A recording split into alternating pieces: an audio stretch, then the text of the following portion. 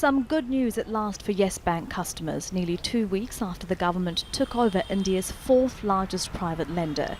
The withdrawal limit of 50,000 rupees or $630 imposed during the government takeover is due to end on Wednesday.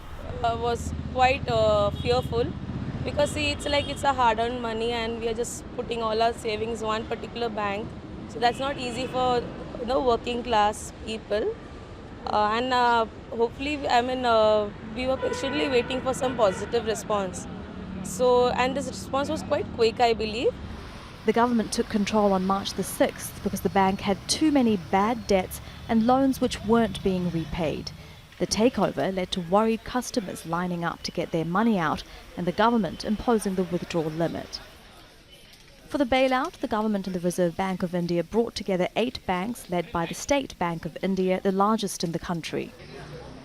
The failure of Yes Bank is again highlighting the banking crisis, involving financial institutions with too many bad loans, shadow banks which don't face the same regulations as well-known lenders, and over-indebted companies.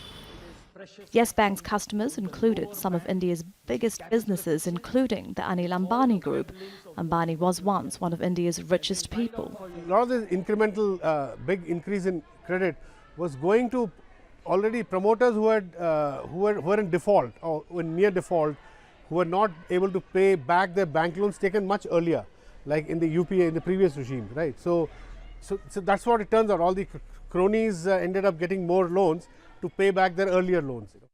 The government has accused Yes Bank's founder Rana Kapoor and his family of laundering around $600 million by receiving kickbacks for extending loans that couldn't be repaid.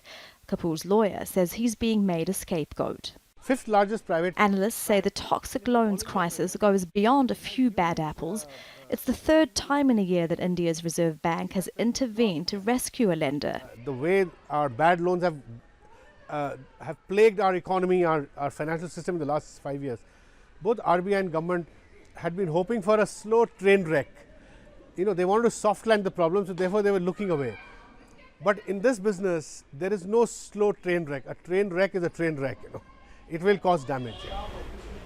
Many are asking why the government didn't notice Yes Bank's massive growth when the economy was suffering a significant slowdown. Yes Bank's rescue comes at a bad time for India's economy, which is growing at its slowest pace in over 6 years. The government is now investigating why this takeover had to happen, but financial analysts say unless the entire sector is reformed, Asia's third biggest economy could deteriorate further.